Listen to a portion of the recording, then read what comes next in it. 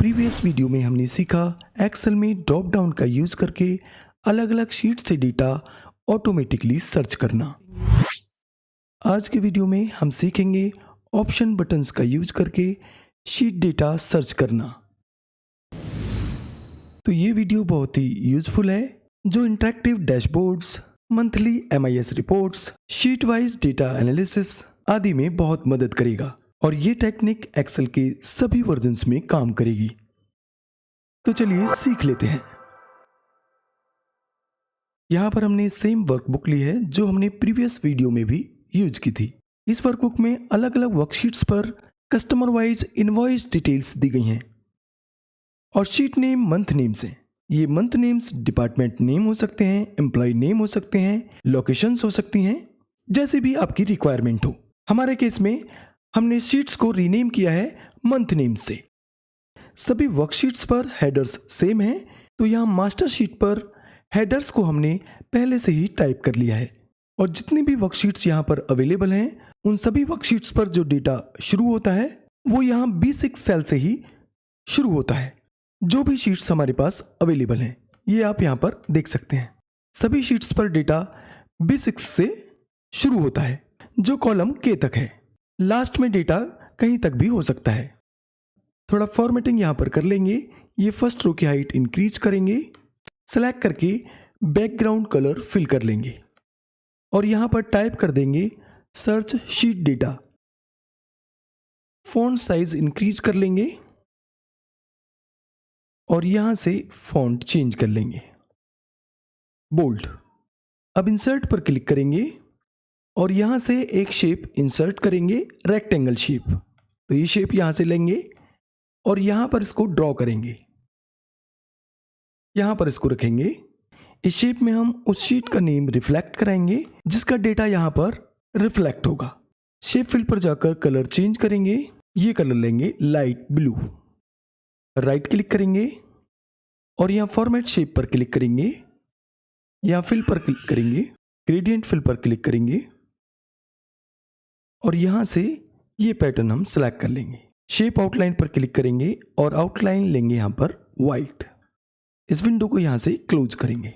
यहाँ पर एक एरो इंसर्ट कर लेंगे, तो इंसर्ट पर क्लिक करेंगे, इलस्ट्रेशंस पर क्लिक करेंगे, शेप्स पर क्लिक करेंगे और यहाँ से ये एरो ड्रॉ करेंगे। इस तरह से इस एरो को यहाँ पर ड्रॉ कर लेंगे। शेप फिल पर जाकर सेम कलर फिल करेंगे और इसमें टाइप कर देंगे शीट नेम। सेंटर में अलाइन करेंगे और मिडिल में अलाइन करेंगे। फॉन्ट कलर ऑटोमेटिक और बोल्ड करेंगे। अब यहाँ पर हम ऑप्शन बटन्स इंसर्ट करेंगे। ऑप्शन बटन्स इंसर्ट करने के लिए आपके सिस्टम में डेवलपर टैब का इनेबल होना ज़रूरी है। तो डेवलपर टैब को इनेबल करने के लिए यहाँ फाइल पर क्लिक करेंगे, ऑप्शंस पर क्लिक करेंगे और यहाँ कस्टमाइज रिबन पर क्लिक करेंगे और यहाँ पर राइट हैंड साइड विंडो में डेवलपर के सामने बने चेकबॉक्स को चेक करेंगे और यहाँ से ओके करेंगे तो डेवलपर टैब इनेबल हो जाएगा। तो ऑप्शन बटन्स इंसर्ट करने के लिए यहाँ डेवलपर पर क्लिक करेंगे, इंसर्ट पर क्लिक करेंगे और यहाँ से ये ऑप्शन बटन पर क्लिक करेंगे और यहाँ पर इसको ड्रॉ करेंगे जो भी साइज आप रखना चाहते हैं। अब क्योंकि हमारे पास इस वर्कबुक में जो नंबर ऑफ शीट्स हैं वो हैं 6, तो यहाँ पर हमें 6 ऑप्शन बटन्स क्रिएट करने होंगे। तो इसके लिए हम कीबोर्ड से कंट्रोल डी प्रेस करेंगे। जितनी बार कंट्रोल डी प्रेस करेंगे उतनी ही कॉपीज यहाँ पर ऑप्शन बटन्स की होती जाएंगी। हमें यहाँ पर चाहिए 6 ऑप्शन बटन्स। तो यहाँ पर 6 ऑप्शन बटन्स हमने इंसर्ट कर लिए हैं। अब सभी को रीनेम करेंगे जो भी शीट नेम्स हैं। यहाँ पर शीट नेम्स मंथ्स हैं, जो भी शीट नेम्स आपने लिए हैं। अब ये फर्स्ट ऑप्शन बटन को सिलेक्ट करेंगे और यहाँ से टेक्स्ट को रिमूव करेंगे, रीनेम करेंगे जनवरी। सेकंड ऑप्शन बटन को सिलेक्ट करेंगे, कंट्रोल होल्ड करके रखेंगे और क्लिक करेंगे तो ऑप्शन बटन सिलेक्ट हो जाएगा। यहाँ पर कर्सर रखेंगे और डिलीट बटन प्रेस करेंगे और रीनेम करेंगे एज फरवरी। सेम इसी तरह से सभी को रीनेम कर लेंगे जल्दी से। तो सभी ऑप्शन बटन्स को हमने यहाँ पर रीनेम कर लिया है। अब सभी को सिलेक्ट कर लेंगे। फर्स्ट को सिलेक्ट करेंगे और कंट्रोल होल्ड करके सभी को सेलेक्ट करते जाएंगे। यहाँ पर सेंटर में अलाइन करेंगे। यहाँ पर हमें जैसे इन्हें अलाइन करना है, तो इसके लिए शेप फॉर्मेट पर क्लिक करेंगे, अलाइन पर क्लिक करेंगे और यहाँ डिस्ट्रीब्यूट वर्टिकली पर क्लिक करेंगे। फिर से अलाइन पर क्लिक करेंगे और डिस्ट्रीब्यूट हॉरिजॉन्टली पर क्लिक करेंगे। यहाँ से ड्रैग करके आप इन्हें इस तरह से आगे पीछे कर सकते हैं। तो सभी ऑप्शन बटन्स यहाँ पर अलाइन हो गए हैं। फर्स्ट है जनवरी के लिए, सेकेंड फरवरी के लिए, थर्ड है मार्च के लिए, फोर्थ अप्रैल, मई और जून। अब इन ऑप्शन बटन्स को एक्टिवेट करेंगे।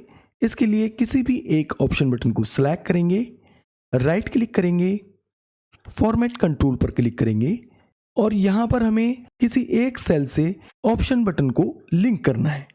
तो उस सेल का एड्रेस हमें यहाँ पर देना है। तो इसमें क्लिक करेंगे इस बॉक्स में और सेल को सिलेक्ट करेंगे।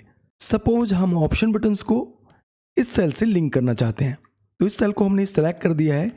इस सेल का एड्रेस यहाँ पर आ गया है B4, जो बाय डिफॉल्ट एब्सोल्यूट हो गई है और यहाँ से ओके करेंगे। बस इतना ही करना है। अब देखिए यहाँ पर होगा क्या, यदि आप फर्स्ट ऑप्शन बटन को सिलेक्ट करेंगे इस तरह से, तो यहाँ पर लिखा आ जाएगा 1, सेकंड को सिलेक्ट करेंगे तो यहाँ पर लिखा आएगा 2, थर्ड को सिलेक्ट करेंगे तो 3, फोर्थ को सिलेक्ट करेंगे 4, 5 को सिलेक्ट करेंगे 5 और 6 को सिलेक्ट करेंगे तो लिखा आ जाएगा इस सेल में 6। अब यहाँ पर किसी भी एक सेल में हम एक छोटा सा फंक्शन अप्लाई करेंगे, चूज फंक्शन। तो इक्वल प्रेस करेंगे, ये देखिए चूज फंक्शन यहाँ पर आ गया है, डबल क्लिक करेंगे। ये फंक्शन बहुत ही काम का और मैजिकल फंक्शन है, इस पर हम वीडियो बना चुके हैं, आप वो वीडियो जरूर देखें। तो चूज फंक्शन का जो फर्स्ट आर्गुमेंट है वो है इंडेक्स नंबर। इसके लिए हम यहाँ पर इस सेल को सिलेक्ट करेंगे जिस सेल को हमने ऑप्शन बटन से लिंक किया है, कॉमा। अब जो चूज फंक्शन का जो फर्स्ट आर्गुमेंट है वह है वैल्यू 1, यानी जो यहाँ पर इंडेक्स नंबर है फर्स्ट, तो उसके लिए फर्स्ट वैल्यू क्या आनी चाहिए। तो यहाँ पर जो इंडेक्स नंबर हो फर्स्ट, तो हम चाहते हैं जनवरी लिखा जाए, तो डबल कोटेशन के अंदर जनवरी, कॉमा। अगर सेकंड हो तो हम चाहते हैं फरवरी। इसी तरह से जितने भी शीट नेम्स हैं उनको हम यहाँ पर डिफाइन कर देंगे चूज फंक्शन के अंदर। तो यहाँ पर हम डिफाइन करेंगे मार्च, बहुत ही इजी फंक्शन है और बहुत ही काम का फंक्शन है। अप्रैल, मई, जून। तो सभी मंथ नेम्स हमने यहाँ पर टाइप कर दिए हैं, ब्रैकेट क्लोज करेंगे और एंटर प्रेस करेंगे। तो आप देख सकते हैं क्योंकि इस सेल में 6 है तो यहाँ पर लिखा आ गया है जून। यदि हम फर्स्ट ऑप्शन बटन को सिलेक्ट करेंगे तो यहाँ पर लिखा जाएगा जनवरी, सेकंड को सिलेक्ट करेंगे फरवरी, थर्ड को सिलेक्ट करेंगे मार्च, फोर्थ को सिलेक्ट करेंगे अप्रैल। तो इस तरह से यहाँ पर ये सभी शीट नेम्स रिफ्लेक्ट होंगे इस सेल में।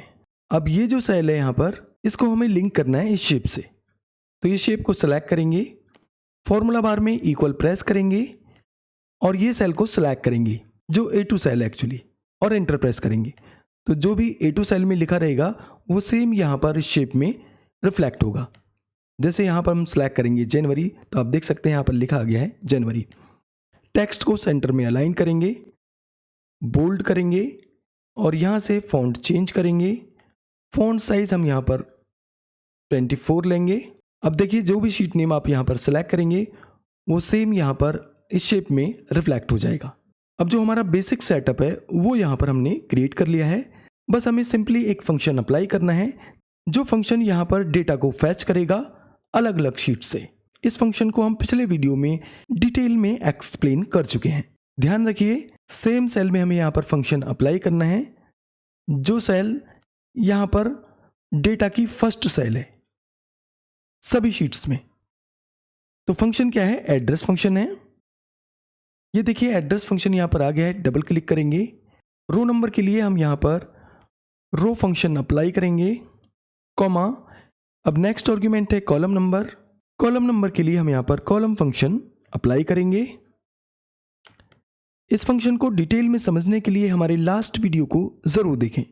कॉलम फंक्शन के लिए ब्रैकेट क्लोज करेंगे, कॉमा। अब यहाँ पर हमें सेल एड्रेस को एब्सोल्यूट रखना है, तो ये फर्स्ट ऑप्शन को सिलेक्ट करेंगे, कॉमा। स्टाइल हमें यहाँ पर रखना है A1 स्टाइल, तो A1 स्टाइल को सिलेक्ट कर लिया है, कॉमा।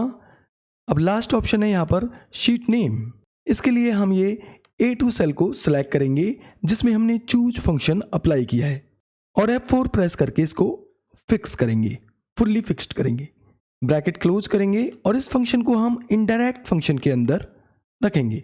तो एड्रेस फंक्शन से पहले इनडायरेक्ट फंक्शन अप्लाई करेंगे और लास्ट में ब्रैकेट क्लोज करेंगे इनडायरेक्ट फंक्शन के लिए और एंटर प्रेस करेंगे। अब देखिए यहाँ पर जो भी अप्रैल वाली शीट में लिखा हुआ है B6 सेल में वो रिफ्लेक्ट हो गया है। अब इसको राइट में ड्रैग करेंगे, यहाँ से डेट को डेट फॉर्मेट में कन्वर्ट करेंगे और इन सेल्स को सिलेक्ट करेंगे और यहाँ से नीचे की तरफ ड्रैग करेंगे। डेटा हमारा जो अवेलेबल है सभी शीट्स पर वो 20 रोज तक है।